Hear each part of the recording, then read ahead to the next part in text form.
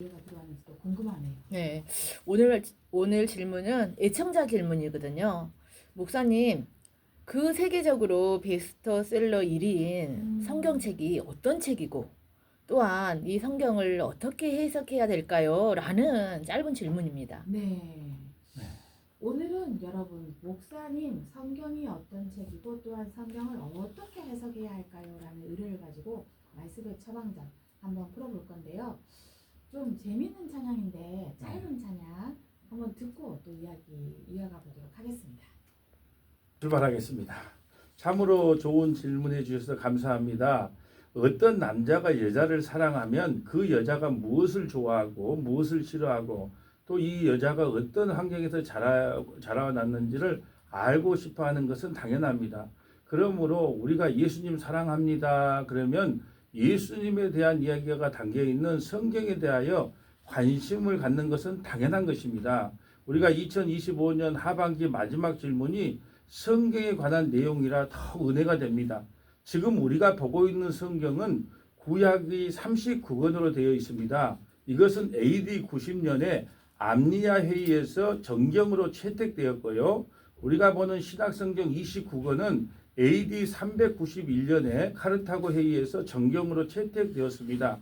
그리고 장과 절은 원래가 구분되어 있지 않았는데 우리가 성경을 찾기가 너무 힘든 거예요. 그래서 장과 절은 AD 1551년에 구분되어졌습니다. 원래는 장절이 없었습니다. 그런데 찾기가 힘들어서 장절을 후대에 만든 것이에요. 그러므로 때로는 장절과 제목을 무시하고 읽을 때에 또 바른 해석을 하기에 이로울 때가 있습니다. 그리고 참고로 이 동그라미에서 동그라미까지가 한 단락이라는 것을 잊지 마세요. 최소한 이 한 단락을 읽어야 의미를 제대로 파악할 수 있다는 것입니다. 여러분 성경은 약 40명의 저자가 구약은 1500년에 걸쳐서 기록되었고요. 신약은 100년에 걸쳐서 기록되었습니다. 물론 이 성경의 주인공은 예수 그리스도인 것입니다. 아멘. 여러분 성경을 기록한 목적이 무엇일까요? 책을 출판할 때도요 항상 그 목적이 있어요. 제가 창세기 말씀 처방전 책을 출판할 때는 창세기가 그 성경의 뿌리와 같기 때문에 우리 성도님들이 뿌리와 같은 창세기에 대해서 깊이 알기를 원하는 마음에서 출판한 것처럼 성경도 반드시 기록한 목적이 있다는 것이죠. 그러면 성경을 기록한 목적은 무엇일까요? 말씀의 처방전입니다. 요한복음 20장 30절에서 31절 말씀입니다. 예수께서 제자들 앞에서 이 책에 기록되지 아니한 다른 표적도 많이 행하셨으나 오직 이것을 기록함은 너희로 예수께서 하나님의 아들 그리스도이심을 믿게 하려 함이요 또 너희로 믿고 그 이름을 힘입어 생명을 얻게 하려 함이니라. 아멘. 이 성경을 기록한 목적은 오직 예수 그리스도를 믿고 하나님의 자녀가 되는 것을 소원하고 바라는 마음으로 기록을 했다는 것이죠. 아멘. 또한 구약의 주제를 한 단어로 정리하자면 돌아오라는 것입니다. 구약의 제목이 뭡니까? 돌아오라는 거예요. 너희 죄에서 돌이키고 하나님께로 돌아오라는 것입니다. 말씀의 처방전입니다. 이사야 31장 6절 말씀입니다. 이스라엘 자손들아 너희는 심히 거역하던 자에게로 돌아오라. 돌아오라. 말씀 처방전입니다. 이사야 55장 7절 말씀입니다. 악인은 그의 길을 불의한 자는 그의 생각을 버리고 여호와께 돌아오라. 그리하면 그가 긍휼히 여기시리라. 우리 하나님께로 돌아오라. 그가 너그럽게 용서하시리라. 아멘. 하지만 아무리 돌아오라고 해도 인간은 스스로 돌아올 수 없다는 것이 증명되었기에 예수님이 십자가를 지지 않으면 그 누구도 구원받을 수 없다는 것이 신약의 내용입니다. 여러분 이스라엘 백성이 하나님께로 돌아오지 않으므로 바벨론의 포로로 끌려가서 70년 동안 고생을 했어요. 그 후에 돌아와서 정신을 좀 차리는가 했지만 다시 타락해서 말라기까지 갑니다. 그 후 400년간 암흑기가 시작되고 드디어 400년 후에 예수님이 이 땅에 성육신하신 거예요. 그리고 신약성경이 열리게 된 것이요. 신약성경의 핵심은 무엇일까요? 십자가와 은혜입니다. 아멘. 네, 말씀의 처방전입니다. 고린도전서 2장 2절 말씀입니다. 내가 너희 중에서 예수 그리스도와 그가 십자가에 못 박히신 것 외에는 아무것도 알지 아니하기로 작정하였습니다. 아멘. 말씀의 처방전입니다. 예배소서 2장 8절에서 9절 말씀입니다. 너희는 그 은혜에 의하여 믿음으로 말미암아 구원을 받았으니 이것은 너희에게서 난 것이 아니요 하나님의 선물이라. 행위에서 난 것이 아니니 이는 누구든지 자랑하지 못하게 함이라. 예, 말씀의 처방입니다. 갈라디아서 6장 14절 말씀입니다. 그러나 내게는 우리 주 예수 그리스도의 십자가 외에 결코 자랑할 것이 없으니 그리스도로 말미암아 세상이 나를 대하여 십자가에 못 박히고 내가 또한 세상에 대하여 그러하니라. 아멘. 제가 우리 아들에게 제가 죽으면 비문에다가 이렇게 기록하라고 유언을 했어요. 우리 주 예수 그리스도의 십자가 외에는 아멘. 결코 자랑하지 않았노라. 나는 비문을 미리 우리 아들에게 남겨놨습니다. 갈라디아서 6장 14절이 너무너무 중요한 말씀이에요. 내게는 우리 주 예수 그리스도 외에는 결코 자랑할 것이 없나니. 아멘. 자랑할 것이 없어요. 예수 믿는다는 것은 예수님만 자랑하는 것을 예수 믿는다라고 이야기하는 것입니다. 우리가 신구약 성경을 우리에게 주신 목적을 한번 정리해 보려고 하는데요. 신구약 성경을 우리에게 주신 목적이 바로 이것입니다. 말씀의 처방전입니다. 디모데후서 3장 15절에서 17절 말씀입니다. 또 어려서부터 성경을 알았나니 성경은 능히 너로 하여금 그리스도 예수 안에 있는 믿음으로 말미암아 구원에 이르는 지혜가 있게 하느니라. 모든 성경은 하나님의 감동으로 된 것으로 교훈과 책망과 바르게 함과 의로 교육하기에 유익하니 이는 하나님의 사람으로 온전하게 하며 모든 선한 일을 행할 능력을 갖추게 하려 함이라. 아멘. 17절에 보면요. 이는 하나님의 사람으로 온전하게 하며 모든 선한 일을 행할 능력. 여기서 선한 일이라고 하는 것은 예수 믿는 능력을 이야기합니다. 아멘. 예수 믿는 능력을 갖추게 하랍니다. 여기까지가요. 성경이 어떤 책인지에 대한 일반적인 설명이고요. 이제부터는 성경을 어떻게 해석해야 될 것인가. 진짜 중요한 내용이 나갑니다.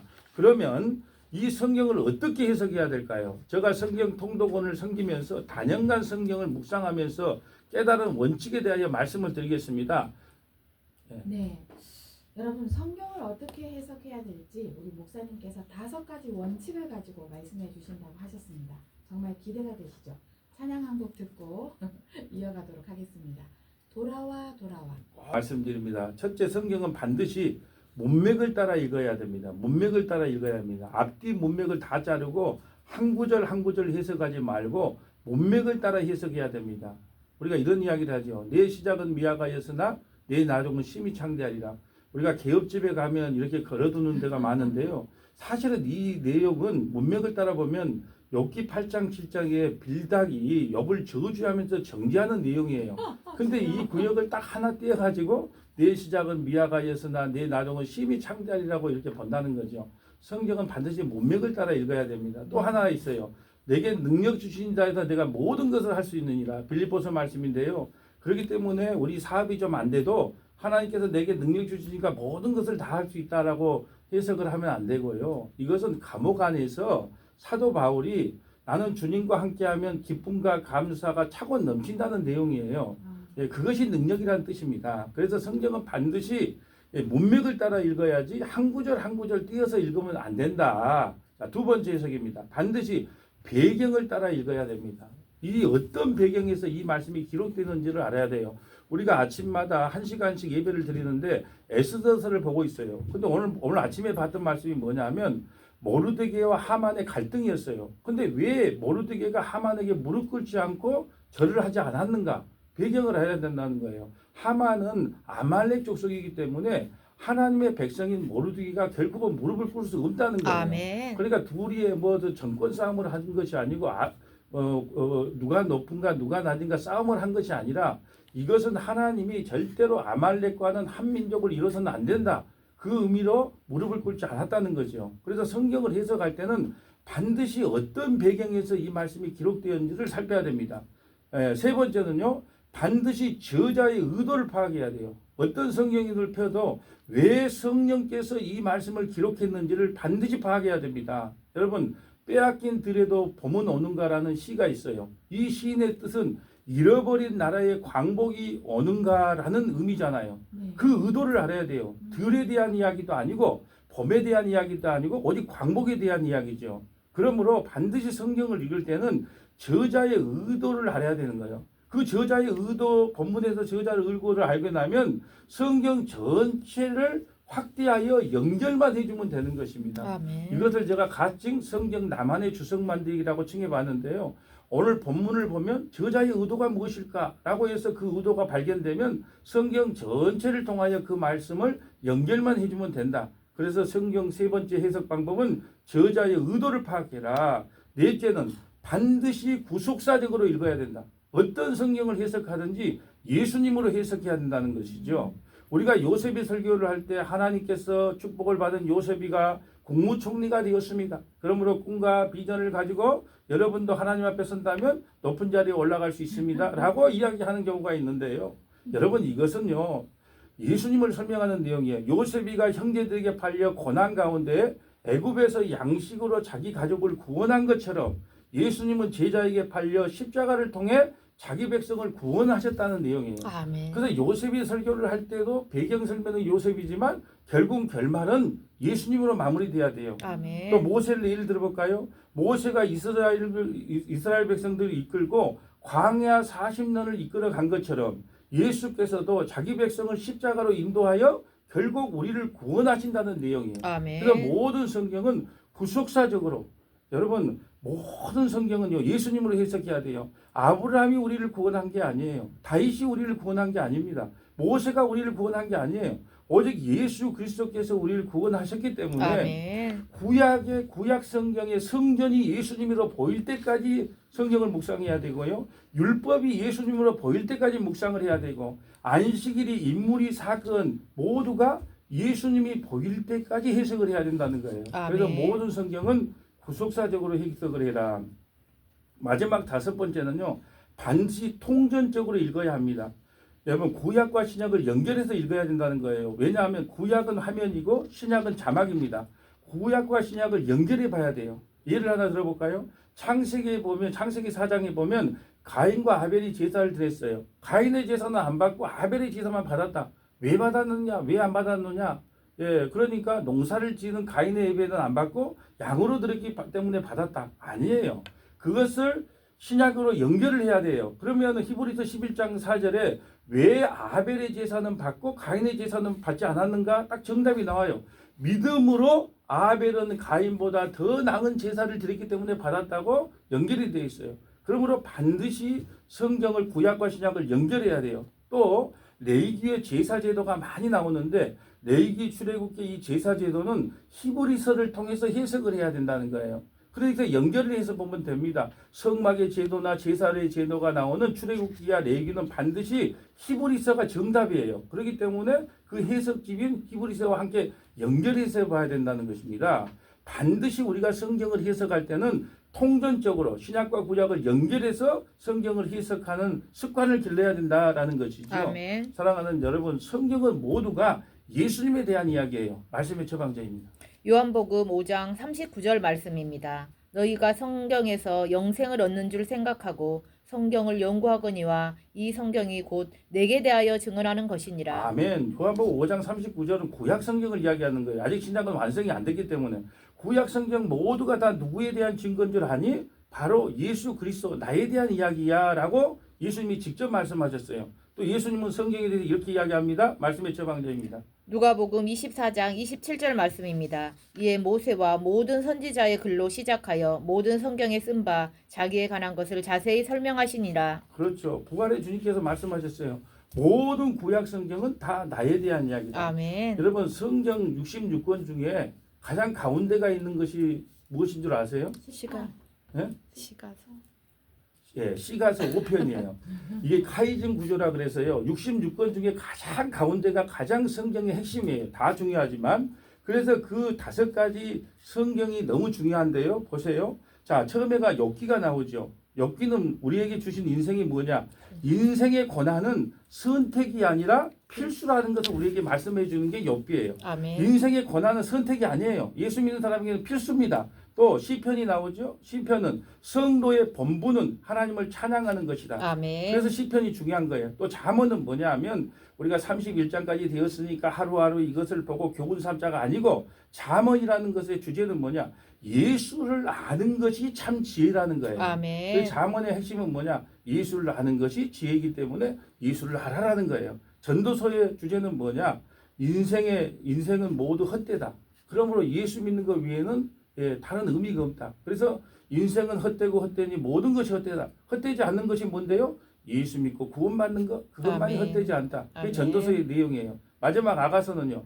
예수님은 아무리 못난 자라 할지라도 교회를 끝까지 사랑하시니까 아무런 걱정을 하지 마라 아멘. 라는 내용이에요.